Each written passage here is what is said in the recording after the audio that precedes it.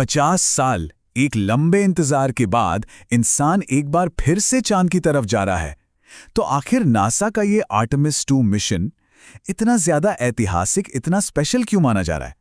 जी हाँ, लगभग आधी सदी बीत चुकी है और अब इंसानियत दोबारा चांद की दहलीज पर खड़ी है। लेकिन जरा रुकिए, ये सिर्फ एक सिंपल कमबैक नहीं है। ये तो स्पेस एक्सप्लोरेशन के एक बिल्कुल नए चैप्टर की शुरुआत है। एक ऐसा चैप्टर जिसका वादा है हमें चांद से भी बहुत आगे ले जाने का। Welcome to mega mind academy, जहां हम साइंस, स्पेस मिशंस और करंट अफेयर्स को बिल्कुल सिंपल और एग्जाम ओरिएंटेड तरीके से डिकोड करते हैं।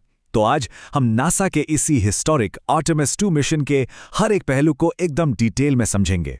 तो इस पूरे सफर में हम क्या क्या जानेंगे? सबसे पहले कि चांद पर वापसी की तैयारी आखिर हुई कैसे, फिर मिलेंगे आर्टेमिस 2 के उन 4 ट्रेल ब्लेजिंग एस्ट्रोनॉट से, समझेंगे इस मिशन की टेक्नोलॉजी और देखेंगे कि उनका 10 दिन का सफर कैसा होने वाला है। हम ये भी देखेंगे कि अपोलो और आर्टेमिस प्रोग्राम में जमीन आसमान का क्या फर्क है, और हाँ, सबसे बड़ा सवाल, आखिर ये मिशन इतना हिस्टोरिक है क्यों और इसका मार्स के फ्यूचर से क्या सीधा कनेक्शन है। तो चलिए शुरुआत करते हैं। सबसे पहले उस बुनियाद को समझते हैं जिस पर यह पूरा मिशन टिका हुआ है, यानी आर्टेमिस प्रोग्राम। देखिए, 50 साल का गैप कोई छोटा गैप नहीं होता। इसे भरने के लिए एक बहुत ही सोची समझी स्ट्रैटेजी की जरूरत थी। देखिए, टाइमलाइन को समझना बहुत जरूरी है। 1972 में अपोलो 17 के बाद इंसान ने चांद पर जाना ही बंद कर दिया था। एक लंबा, बिल्कुल खामोश दौर। इस सन्नाटे को तोड़ा 2022 में आर्टेमिस 1 मिशन ने।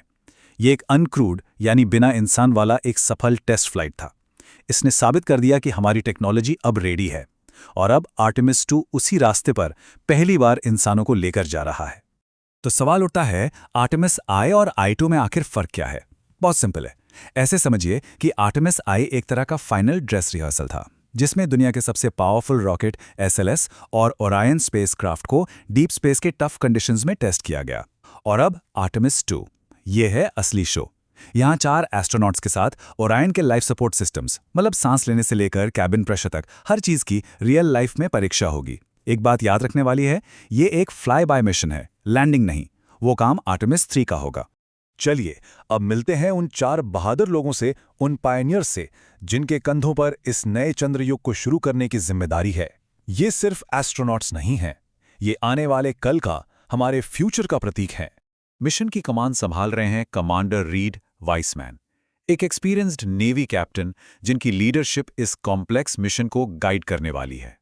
उनके साथ हैं mission specialist Christina Koch. Space में सबसे लंबे समय तक रहने वाली महिला का रिकॉर्ड इन्हीं के नाम है। और अब वो एक नया इतिहास रचने जा रही हैं, चांद के सफर पर जाने वाली पहली महिला बनकर।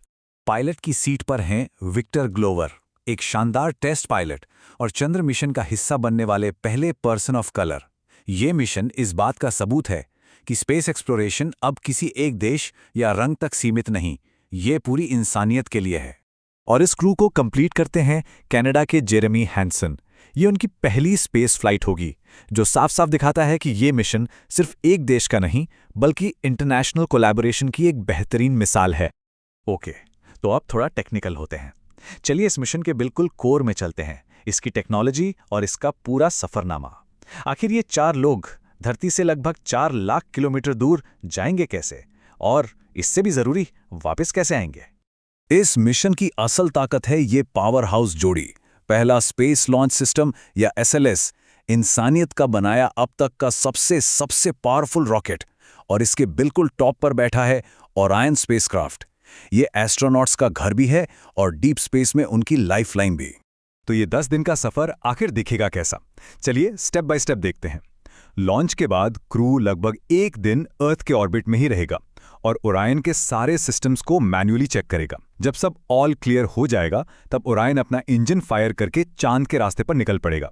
वहां ये चांद के फार साइड का चक्कर लगाएगा, यानी वो हिस्सा जो हमें धरती से कभी नहीं दिखता। और फिर यहां आती है कूल फिजिक्स। चांद की ग्रेविटी को एक गुलेल की तरह यूज करके ये बिना ज्यादा फ्यूल खर्च किए धरती की तरफ वापस आ जाएगा और फाइनली पैसिफिक ओशन में स्प्लैश डाउन करेगा। और इस वापसी के दौरान एक बहुत ही क्रिटिकल मोमेंट आएगा। जब ओरायन धरती के एटमॉस्फेयर में री एंटर करेगा, तो उसकी स्पीड जानते हैं कितनी होगी? लगभग 24,000 माइल्स पर आवर, यानी 40,000 किलोमीटर प्रति घंटा। ये जबरदस्त स्पीड और उससे पैदा होने वाली गर्मी, यही इसकी असली परीक्षा होगी। अब एक बहुत जरूरी सवाल। कई लोग सोचते हैं कि क्या आर्टेमिस सिर्फ अपोलो की एक महंगी कॉपी है? इसका जवाब है बिल्कुल नहीं। दोनों प्रोग्राम्स के लक्ष्य, उनके विजन में जमीन आसमान का अंतर है। देखिए, अपोलो एक पॉलिटिकल रेस थी, स्पेस रेस का हिस्सा। उसका लक्ष्य था फ्लैग्स एंड फुटप्रिंट्स, बस झंडे गाड़ना और पैरों के निशान छोड़ना। लेकिन आर्टेमिस, इसका लक्ष्य है चांद पर एक परमानेंट सस्टेनेबल प्रेजेंस बनाना। ये एक मैराथन है, स्प्रिंट नहीं। टेक्नोलॉजी बहुत ज़्यादा एडवांस्ड है, मिशंस लंबे हैं, क्रू डाइवर्स है, और सबसे बड़ा फर्क है फ्यूचर की सोच में। अपोलो का एंड पॉइंट चांद था, आर्टेमिस के लिए चांद तो बस एक स्टेपिंग स्टोन है, एक शुरुआत। तो चलिए, अब हम वापस आते हैं अपने मेन सवाल पर। आखिर आर्टेमिस 2 इतना ज़्यादा हिस्टोरिक क्यों है? क्योंकि ये सिर्फ चांद का एक चक्कर लगाकर वापस आने से कहीं ज़्यादा, कहीं बड़ा मिशन है। समझिए, इस मिशन का असली साइंटिफिक ऑब्जेक्टिव क्या है। पहला, इंसानों के साथ डीप स्पेस में लाइफ सपोर्ट सिस्टम्स को टेस्ट करना। दूसरा, आर्टेमिस 3 की लैंडिंग के लिए ज़रूरी डेटा कलेक्ट करना। तीसरा, ये साबित करना कि हम इंसानों को चांद से भी दूर यानी मार्स जैसे ग्रहों पर सेफ भेज सकते हैं। इन शॉर्ट, ये चांद पर बेस बनाने और फिर मार्स पर जाने के हमारे सपने का पहला और सबसे ज़रूरी कदम है। वैसे अगर आपको स्पेस साइंस और करंट अफेयर्स में इतनी ही दिलचस्पी है तो इस विश्लेषण को लाइक ज़रूर करें। और हाँ, कमेंट में बताएं क्या लगता है, क्या इंसान मार्स पर पहुंचने से पहले चांद पर एक परमानेंट बेस बना पाएगा? अपने विचार ज़रूर शेयर करें। और आपके इसी सवाल के जवाब में आर्टेमिस प्रोग्राम का सबसे बड़ा विजन सामने आता है कि चांद मंजिल नहीं है, बल्कि मार्स की तरफ जाने वाले रास्ते का एक क्रूशियल लॉन्च पैड है। जरा सोचिए इस बारे में। धरती की पावरफुल ग्रेविटी से बाहर निकलना बहुत मुश्किल और महंगा काम है, लेकिन अगर हम चांद पर एक बेस बना लें तो वहां से मार्स के लिए मिशन लॉन्च करना कहीं ज्यादा आसान और सस्ता होगा। यही आर्टेमिस का अल्टीमेट गोल है। और इस नई स्पेस रेस में जहां अमेरिका, चीन और भारत जैसे देश तेजी से आगे बढ़ रहे हैं, चांद पर प्रेजेंस एक बहुत बड़ी स्ट्रेटेजिक एडवांटेज होगी। तो इस पूरी चर्चा का सार ये है कि आर्टेमिस मिशन सिर्फ चांद पर उतरने के लिए नहीं है, ये डीप स्पेस एक्सप्लोरेशन के एक बिल्कुल नए युग की शुरुआत है। ये इंसानियत के नेक्स्ट जायंट लीप की तैयारी है। ऐसे ही और भी एग्जाम फोकस्ड साइंस एक्सप्लेनर्स के लिए मेगा माइंड एकेडमी को सब्सक्राइब करना मत भूलिएगा। मिलते हैं अगले विश्लेषण में।